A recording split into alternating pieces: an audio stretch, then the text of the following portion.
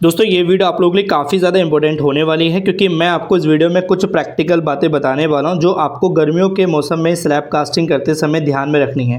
क्योंकि काफ़ी सारी प्रॉब्लम्स देखने को मिलती हैं कि स्लैब में क्रैक्स आ जाती हैं, साथ ही बरसात के मौसम में उनसे पानी भी लीकेज हो रहा होता है और ये अपने आप में एक बहुत बड़ी प्रॉब्लम है। मैं आपको प्रैक्टिकल दिखाऊँगा, साइट पर समझाऊँगा जिससे आपके डाउट अच्छे से क्लियर हो पाएँ। इस वीडियो में बताई जाने वाली हर एक बात आपको ध्यान में रखनी है और आपको काफ़ी ज़्यादा हेल्प भी करेंगे।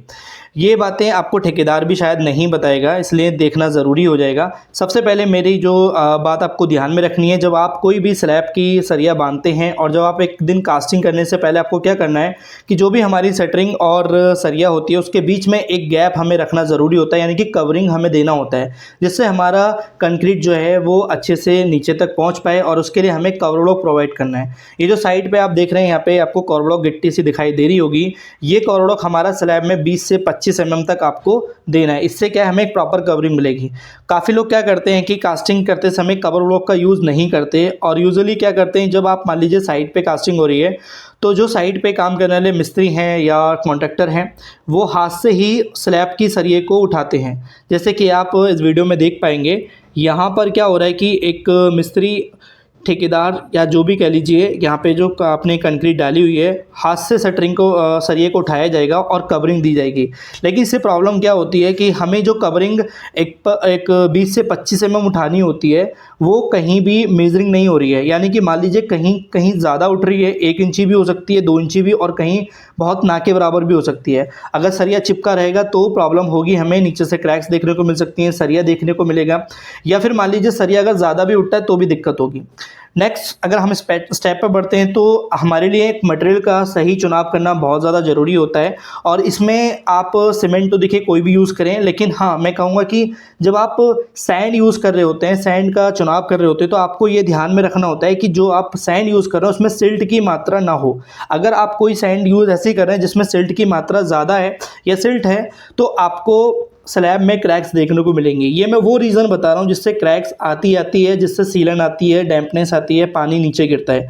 तो हमें जो रेत यूज़ करनी है या डस्ट यूज़ करनी है उसमें मिट्टी की मात्रा नहीं होनी चाहिए। ये आप एक अच्छे सप्लायर से लें या आप चेक भी कर सकते हैं। ऐसे जैसे मैं, अगर आपको 2 मिनट में चेक करना है तो जो साइट पे या आपकी जो जिस रेत को आप परचेज़ करने वाले हैं आपको हाथ में लीजिए, काफ़ी देर तक मतलब 10 से 15 सेकेंड उसको दबा के रखेंगे और फिर छोड़ेंगे तो आपके हाथ में मिट्टी लग जाएगी।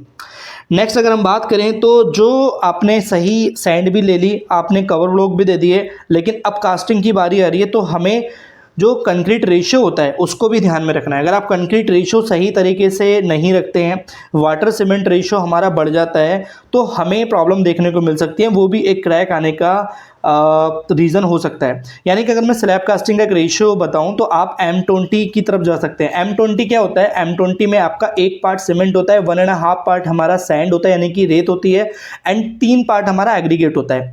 अब ये 3 पार्ट जो एग्रीगेट है इसमें हमें 20 और +10 दोनों मिक्स करनी होती हैं, यानी कि 10 से 12 mm और 20 mm तक आपको रखना होता है। तो यही मेन आपका अच्छा सही रेशियो माना जाएगा।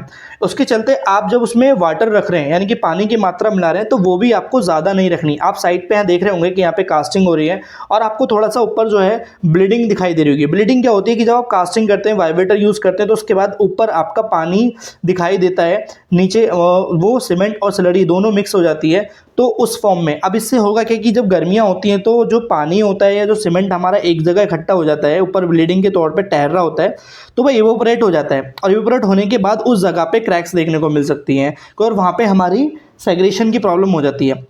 और यहाँ पे अगर जब आप कास्टिंग कर रहे हैं तो उसके साथ ही साथ हमें कंक्रीट वाइब्रेटर का यूज़ करना काफ़ी ज़्यादा ज़रूरी हो जाता है। अगर हमें अपनी कंक्रीट में जो अच्छे से कंपैक्शन करना है, हमारा बीम है, कॉलम है, स्लैब है, जो भी आप कंक्रीट का वर्क कर रहे हैं, आप साइड पे देख रहे होंगे यहाँ पे वाइब्रेटर यूज़ हो रहा है। वाइब्रेटर यूज़ करने का फ़ायदा हमें ये होता है कि एक तो ना तो वहाँ पे कोई हनीकॉम आएंगी, अगर हनीकॉम आती हैं तो उसमें हमारा नीचे से सिपेज होने की प्रॉब्लम हो सकती है। मैं आपको प्रैक्टिकल भी दिखाऊंगा कि जो हमारी सीलन होती है वो किस तरीके से दिखाई देती है।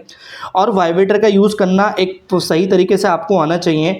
जैसे मैं आपको बोल रहा था कि अगर आप वाइब्रेटर यूज़ नहीं करते हैं या उसको अच्छे से कंपैक्शन नहीं करते, उसमें सेग्रेशन हो जाती है या हनीकॉम रह जाते हैं, तो आप देखेंगे कि यहाँ पे आपको थोड़ा सा नीचे सीलन सी दिखाई दे रही है, ये आपको पानी की बूंदें दिख रही होंगी। इसके पीछे कारण क्या है? जैसे मैंने आपसे बोला कि आपको जो सैंड है, जो रेत आप यूज़ कर रहे हैं, उसमें आपको मिट्टी की मात्रा नहीं होनी चाहिए। साथ ही आपको उसमें जो रेशो था, यानी कि उसमें सैंड की मात्रा भी ज़्यादा नहीं करनी है। क्या करते हैं कुछ लोग कि सैंड की मात्रा ज़्यादा करते हैं, रेत की मात्रा और गिट्टी जो होती है, एग्रीगेट होती है, उसकी मात्रा कम कर देते हैं, तो वहाँ पे प्रॉब्लम होती है। अगर आपने अच्छे तरीके से वाइब्रेटर यूज़ नहीं किया है, कुछ जगह पे उसमें गैप खाली रह गए हैं अंदर से, तो वो दिक्कत होगी। क्योंकि आपकी साइड पे काम करने वाला मिस्त्री क्या करेगा, ऊपर से वो फंटी मार देगा तो आपको चिकनी दिखाई देगी। नीचे से ऑलरेडी क्या होता है, वाइब्रेटर मार देता है थोड़ा बहुत, या फिर जो हमारी प्लाई होती है वो नीचे से प्रॉब्लम नहीं दिखती उसमें, तो प्लेन दिखती है। लेकिन हमें उस 5 इंची की मोटाई में, अगर आप स्लैब कास्टिंग करें तो 5 इंची की मोटाई मिनिमम रखनी है, और उस मोटाई को अच्छे से कंपैक्शन करने के लिए वाइब्रेटर की हेल्प हमें लेनी ही पड़ेगी, जैसे कि आप साइड पे देख रहे हैं।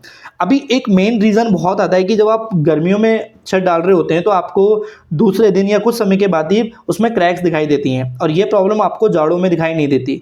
तो उसके पीछे कारण क्या है? क्योंकि हाई टेम्परेचर होता है। एक नॉर्मल टेम्परेचर 25 से 27 या 28 तक डाल सकते हैं, कास्टिंग करते हैं, लेकिन नॉर्मली क्या हो रहा है, 35, 40, 45 के आसपास टेम्परेचर जा रहा है। उसके चलते अगर हम कोई कास्टिंग करते हैं तो वाटर इवोपरेट बहुत तेज़ी से होता है और हमें प्रॉब्लम देखने को मिलती है, जो कि क्रैक्स के फॉर्म में आती हैं।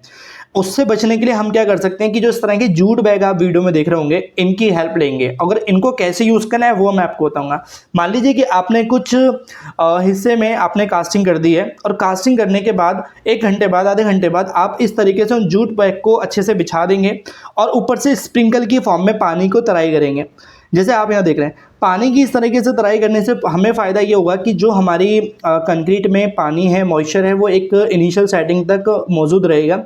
अगर मान लीजिए कोई आपने कास्टिंग करी और उसका जो एक इनिशियल सेटिंग टाइम होता है, उससे पहले धूप तेज होने के कारण पानी अगर इवोपरेट हो जाता है, सूख जाता है, तो वो हमें प्रॉब्लम्स देखने को मिलती है। क्योंकि हीट एंड हाइड्रेशन का जो एक प्रोसेस होता है वो काफ़ी ज़्यादा ध्यान में रखना होता है हमें। अगर आप इस तरीके से तराई करते हैं स्लैब कास्टिंग करते समय, तो जो पानी है वो बना रहेगा उसमें, और उसके बाद जब आप नेक्स्ट डे क्या करेंगे कि पाउंडिंग बनाएंगे, स्लैब पे पाउंडिंग बनाकर आप इस तरीके से तराई करेंगे, उसमें अच्छे से पानी आपका रुका रहे। क्योंकि हॉरिजॉन्टल सरफेस है, छत में आप स्लोप देते हैं तो पानी आपका सीधा नीचे चले जाएगा, इसलिए उसको रोकने के लिए आप इस तरीके के पार्टीशन दे सकते हैं। ज़रूरी नहीं कि आप ईंट लगाएं, आप नॉर्मली एक सैंड की हेल्प ले सकते हैं और इस तरीके से पार्टीशन करके पानी भर सकते हैं। और ये चीज़ मैं जो आपको बोल रहा हूँ कि आपको जूट बैग की हेल्प लेके इस तरीके से तराई करनी चाहिए। अगर आप ऐसे करते हैं तो आपको काफ़ी हेल्प होगी। जो क्रैक्स हमें नेक्स्ट डे या कुछ समय के बाद दिखाई देती हैं, जिनको हम श्रिंकेज क्रैक बोलते हैं, और ये टेम्परेचर की वजह से काफ़ी ज़्यादा देखने को मिल सकते हैं। क्योंकि गर्मियों के मौसम में काफ़ी टेम्परेचर हो जाता है, तो हम टेम्परेचर को तो कम नहीं कर सकते, लेकिन उससे बचने के कुछ उपाय कर सकते हैं, जो कि आप वीडियो में देख रहे हैं। तो मुझे उम्मीद है आपको वीडियो में जो भी मैंने आपको बातें बताई हैं ये आपको समझ में आएगी। इनकेस अगर कोई डाउट है तो आप कमेंट में टाइप कर देना और मैं उसका जवाब आपको दे दूंगा। चैनल पर विजिट करके और भी पुरानी वीडियो देख सकते हैं। तो थैंक यू फॉर वॉचिंग।